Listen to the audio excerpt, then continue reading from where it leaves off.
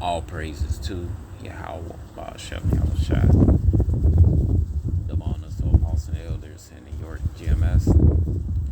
Salutations to y'all around the world that's teaching truth in your lives on the line for it. Shalom to you. Serious Aqua. My name is Maya Gala Bungad, Chicago branch of Great Millstone. I'd like to make a disclaimer that we're not black Hebrew Israelites. Alright, black is a color, not a nationality. Nobody's walking on the earth black like shoe polish. Alright, you had two groups of people. Melanated people with brown skin and people that don't have melanated skin. It's translucent, show flesh and blood. That's Adawam in English, Edom, means red. Another name go down is Ashawa, means wasted the seed. In English, Esau. The other people, melanated skin is who? You have Yashala, Israel. Israel mean Yashala mean he principal. In English, Israel, right? Alright, they're brown skinned people with various shades of brown. Then you had the other nations behind them that are melanated, you know. Alright, so and we're not affiliated with any terrorist groups. Alright, the Israelites are the so-called Negroes, Latino, Native American, speckled birds. Are Israelites who look like other nations, but their fathers' paternal bloodline go back to the 12 tribes of Israel. We're not affiliated with any terrorist groups. Alright, so we don't get it in right here. Alright, so the sister Subin Voice YG on TikTok. Alright, so she's bringing out the information on the Southern Kingdom in Mexico. Right, this right here. Section 107 cover Africa statutory framework. A term where something is of fair use and identifies certain type uses such as criticism, comment, news, reporting, teaching, scholarship, and research. As an example, Atina may qualify as fair use. Right, so I'm using her video on TikTok. I do not own it, belongs to her. Alright, the video and the audio, so I'm using for to bring out an educational point about the so-called Afro-Mexicans, so-called Mexicans in Mexico, man. Alright, so-called Afro-Mexicans are Judah, Benjamin. Alright, and among them you have Iscariot. So their father's paternal bloodline go back to the indigenous people of America. Then you have what? The so-called Mexicans. Alright, they are, you know, the indigenous people of Mexico. You know, most known group is what? The Aztecas. It was really, is actually Aztlan. Alright, then you have a little further south in Mexico, and it's leading to Central America. You have what? Zebulon, the Maya. Alright, so well, I guess there's three groups. Alright, so so she bringing out some more interest. See, this Esau dude, man, he lies to you in the education system, right? So play this, right? And again, I do not own these clips. It belong to her just for educational reasons. Play this, right? Hey, I want to clear up some misconceptions about my Afro-Mexican history TikTok channel. So, I want to talk about people accusing me of blackwashing history. And I always keep telling people, read the bio. This is about Afro-Mexican history. So, there are three roots in Mexico. The first root is the indigenous root. This is the first people that were in the Americas. They influenced Mexican culture in that way. And then you have the Spanish. They came, invaded the country, and that is the second root. And they brought colonialism, they brought slavery, they brought diseases, things like that. And then you have the third root, which is the West African Congolese root. Usually, most people in Chicano studies and in Latin American studies, they only learn about the Spanish and the indigenous populations. They never learn about the West African and Congolese influence of Mexico. And so that is why some people are super surprised by my channel, because they don't ever get to actually learn about the West African and Congolese history of Mexico. Another misconception about my channel is that the West African Congolese population in Mexico was very small, and that is inaccurate. If you look at academic sources, some scholars believe it's about 1 million West African Congolese people who were enslaved and brought through Veracruz to Mexico, and they lived in various parts of Mexico. In Guerrero, obviously the south, a lot of people know it's the south part of Mexico. And you got brothers here in GMS Chicago. They families from Guerrero. Also Misha Khan. All right. But also central Mexico. You have Veracruz, which is the other coastal regions. Now look at that. Also, California, Texas, New Mexico, Arizona, etc. had just, we all know the Israelites, all right? So had some of the Southern Kingdom because it was part of Mexico. It's correct. California, Texas, New Mexico, Arizona. All right.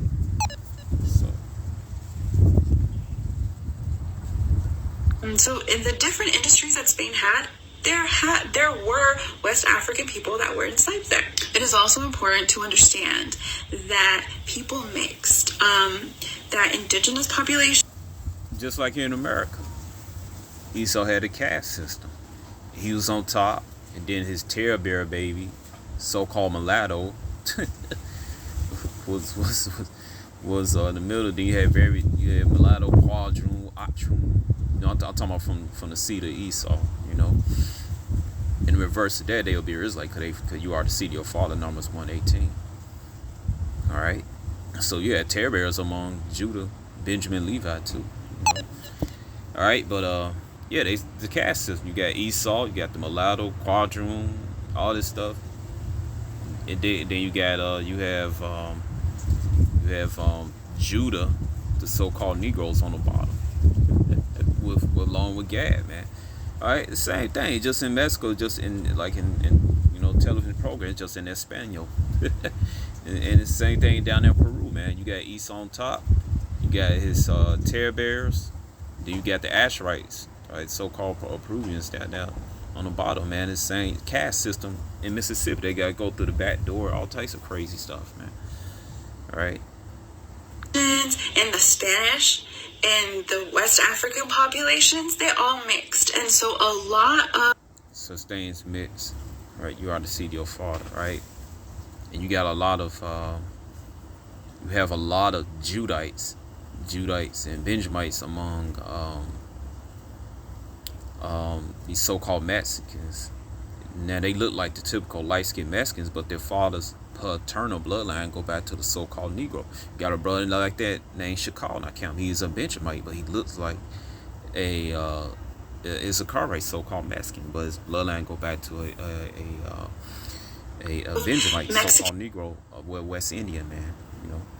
Right. Are a mix of the three roots, and so it is really important for you to understand the history of Mexico. It's very different from the U.S., so please do your own research. I'm just here to spark interest. Study and show yourself. All right. I believe that's 1 Thessalonians chapter 5, verse 21. And encourage you to read articles, academic articles about all of this. Because a lot of people are used to just going on Google and looking for an article and saying like, oh, I found the information. Academia doesn't work like that. Academia, you have to purchase these articles. If you're a college student, you purchase them through your college tuition, through your, through your library fees. But if you're a regular person who doesn't go to college or you've already graduated, you have to pay for each article or each book. And so I encourage you to do your own research and, really honor and find all of your ancestors. Good luck. All right, so let's go and look at the rest of the videos. All right, and Esau's a liar, man. All right, many people don't know Esau lies about the Southern Kingdom presence, so-called Afro-Mexican presence in Mexico and the other so-called Afro-Latino population throughout Latin America, which they consists of Judah, Benjamin, and Levi. All right, it says right here it says right here. Let's see. All right, it says right here a faithful witness will not lie, but a false witness will utter lies. Right, the false witness is Esau, man. All right, Esau's a lie. He constantly lies about everything. Why? Because he need his system to function. That's Esau. Besides his bootleg dollars, or Federal Reserve note, man. All right. Esau relied on lies to keep his queendom and and her colonies going on lies and stuff, man, to keep people in the dark. All right. It says it said Ada. All right. It says right here, contract, concrete, a witness, right, testimony, specifically a recorder, prince, witness. What is Esau? What do? He falsely record history, man. He leave out things out of history. All right. That's why for many years the so-called Negroes didn't know they were Israelites. The so-called Negroes, Latino, Native Americans didn't know they were Israelites because Esau hid it from everybody. And he put himself, Amalek was the head tribe, he put himself as the people of the Most High, or they call themselves the Jews, the Christian Israelites, and etc. All right, and he lied about anything. The other thing, health. All right, what it says. We say back in the day, my neighborhood grew up. History. All right, his story, Esau's story. What he gonna tell? What he wants to tell. All right. Now, it's interesting how only different dishes and stuff. And these videos is not mass again. I'm just playing for edification. All right. So I'm gonna show this right here. Play a couple videos. You know, rest of you can look at it yourself on your own time. All right. Again, then our only videos belong to her. All right. So, where is it? Played on these foods and stuff, right? Hey, I want to show you Mexican food that originated in West Africa, made by our West African ancestors. So the first one is jollof rice. So if you look, the top, that's from West Africa. At the bottom is from Mexico. So you can... Let me see this. Oh man. Okay. Just make sure it's recording. All right. Salat. See how similar they are. The next one is mole. So at the top you can see it's called mafe from West Africa, and the bottom is actually Mexican mole. This one is Ugandan liboke at the top, steamed banana leaves, and then you put meat in it. The bottom is a tamal.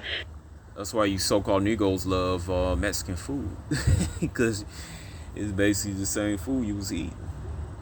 All right. And I'm not saying that Iscard didn't have certain foods. They did, man. All right, they had a lot of certain foods that originate in here in Mexico, man.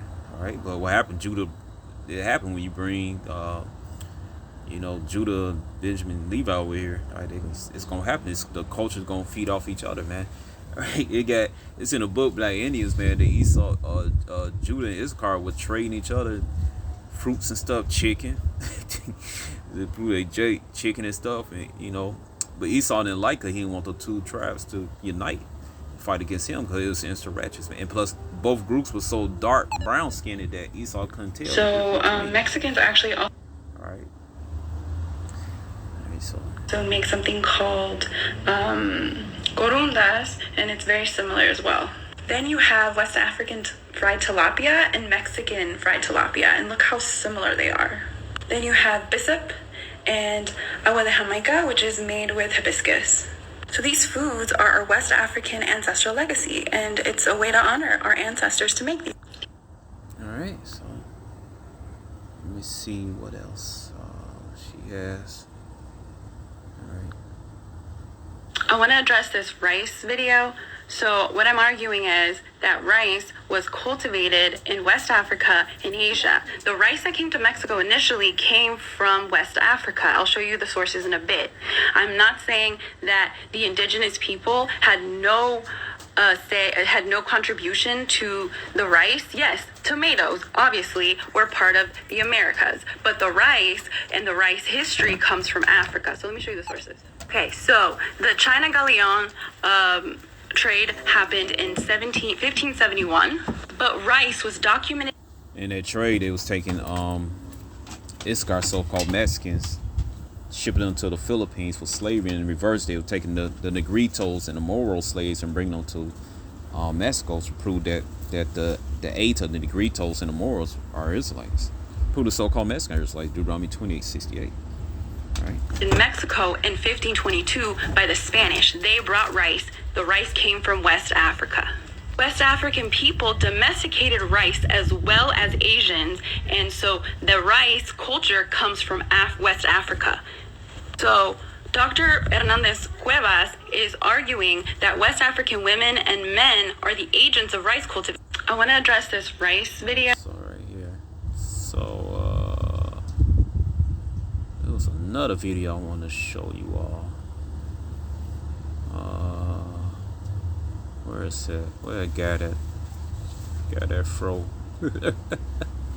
Oh yeah. Alright, let me see history. Let me see. Africans and Afro-descendants were convinced throughout the centuries that we did not exist. When Mexico was conceived as a modern nation, the people were told that we were all mixed breeds, that we were part European and mostly indigenous, and that the very little bit of African genes that we had disappeared through this mixing. The reason given No such thing disappear. You are the seed of your father. Numbers chapter 1, verse 1.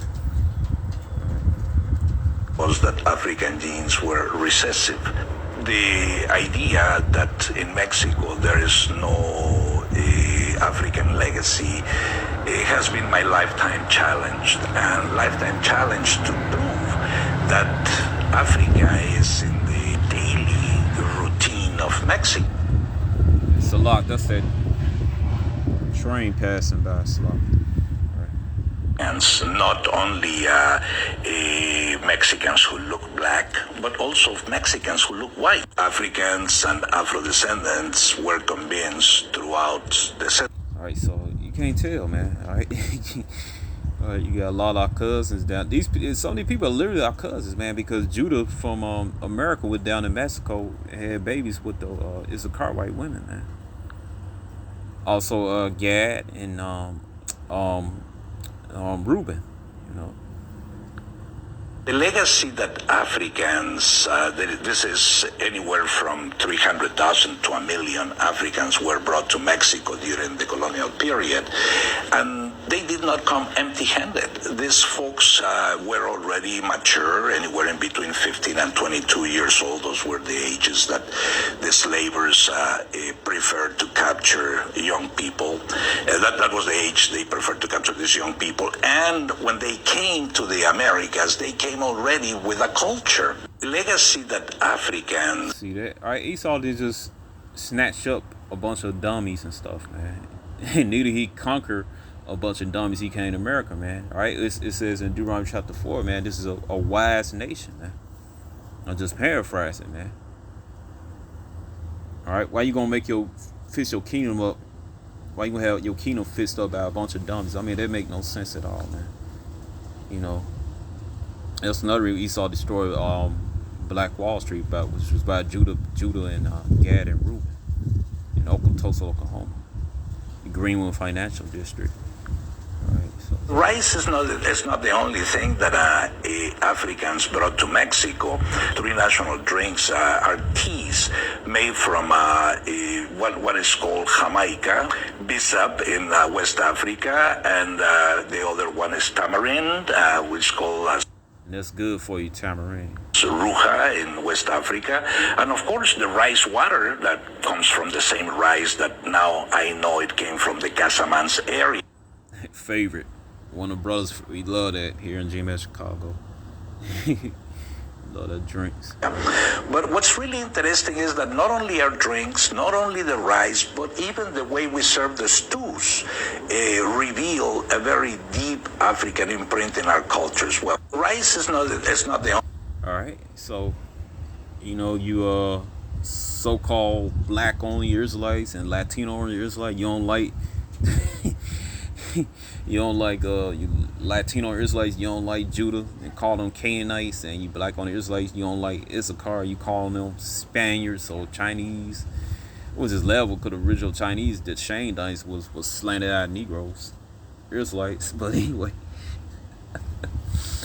all right, so you can't escape the culture, man. Don't Don't eat your damn food. Don't when you go to the movies. Don't eat popcorn. Don't eat no chocolate candy because they came from Issachar and Zebulon.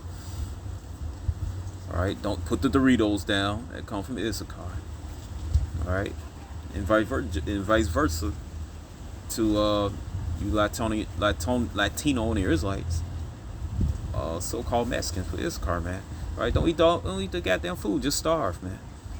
Just get some grass, grind up in a juicer, drink it. All right, just be base, man. Don't eat no rice, nothing, man. See what it get your assets. All right, all right. We one big family, man. All right. Let me see. What else? Yes, there. This is interesting. La Bamba. Alright. What could be more Mexican than La Bamba? I remember singing the chorus along with Richie Valens on the radio. Alright, so it belongs to WTBS. Alright. Let me see.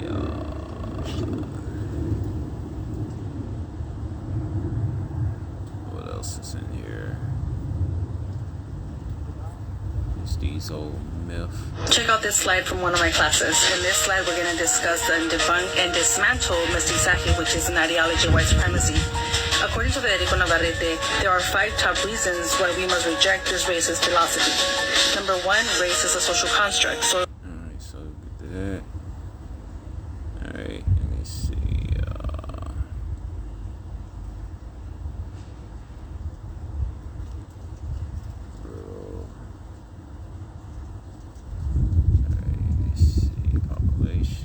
did you know? No, conquer words here, right here. Hey, I want to show you West African and Congolese words in Mexican Spanish, part 2.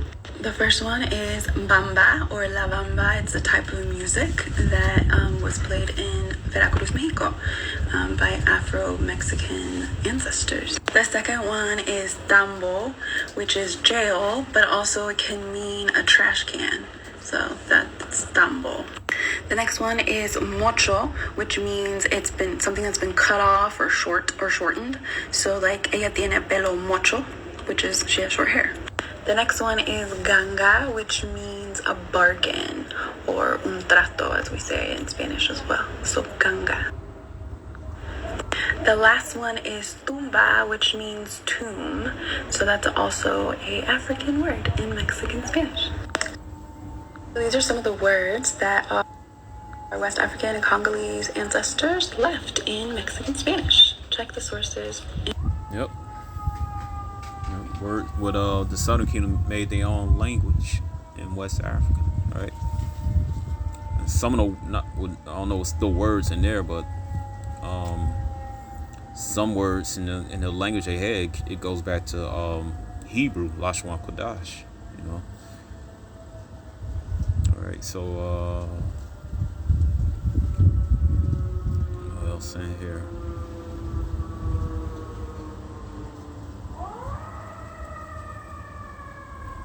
Goes Hey, so Southern Kingdom words in Spanish. Matter of fact, Spanish, Moorish, Arabic words are introduced by the Moors. And the Spanish language Moors were Israelites. I want to show you West African and Congolese words in Mexican Spanish because of our West African ancestry and also because of our Congolese ancestors. So we have banana, conga, which is a type. Hey, in Lashon Kodash, bananas is in the Lashon Kodash, which means fruit. What? That's what it says in Lashon Kodash. Fruit type of fruit. All right, all right. But anyway, right. Dance. Cucaracha, which we all know from the corrido. Play that again. Right. So we have banana, conga, which is a type of dance, Cucaracha, which we all know from the corrido. Cumbia, one of my favorites. Chamba, which means work. And my favorite, which is chingar, like chinga tu madre. We have mochila, samba, which is a type of dance, tanga, another dance, tango or tango, tiritear, which is to shiver, zombie, which a lot of people know what that means. This isn't part of the paper, but this is Shango, the deity of thunder. Here's another, which is chamuco, or the devil, which is also an African word. Words are just part of the legacy that our African ancestors left us. Hey, so I want to... That's what that is similar to Thor, Shango. Alright. So, what else is here? Scoffer, I think it's scoffer, yeah, she was dressed in a scoffer. So a few people in the comments are stating that African ancestors in Mexican population is very small, but here is a 1810 tax report from, I'll show you my source at the end. So this is the African distribution in Mexico in 1810. Mexico State, Puebla, Veracruz, Oaxaca, Potosí, Aripe, Michoacán, Guanajuato, Guadalajara, Zacatecas, and Mérida. So you can compare that to the Spanish population of 15,000, which is a huge difference. There were far more black people and African people in Mexico than there were Spanish people in Mexico in 1810 during colonialism. Here is my source, Afro-Mexican Ancestors in the Nation They Constructed by Dr. Marco Polo Hernandez Cuevas. He is a prominent Afro-Mexican professor out of the North Carolina University. Great YouTube videos, great books. So a few people in the comments are... Alright, so the truth, man. Alright, the truth. Alright, so you know that Southern Kingdom in Mexico, this was Esau hides through his media, through his education system, man. That's why you got a lot of bugged out some Issacharites, so-called masses come up in America all bugged out, man. Could have been miseducated purpose about Esau in Mexico and also Esau in America, man. They had that fact, man. Alright, and you can't go by skin color, man. Sometimes, man, a lot of these so-called Mexicans, Issachar, so-called I met somebody from Colombia and stuff. They said their forefathers went back to when I met for Colombia, said their forefathers went back to a so-called Negro, man. You would never know. Alright, the same thing in Mexico, man. You got a lot of their forefathers go back to so-called Negro, man. They look like the typical light-skinned Mexican. Also in El Salvador, man. What was that? El Salvador. Yeah, El Salvador, man. Among Zebulon, a lot of them, some of them, Benjamites. They father's paternal bloodline go back to those Jamaican slaves that came to El Salvador, man. You can't tell. All right, you just can't tell sometimes. Sometimes you could tell a little bit in their face and stuff. All right. So, I hope you've been edified. Stating that. And, Salah, I hope you've been edified and, Shalom.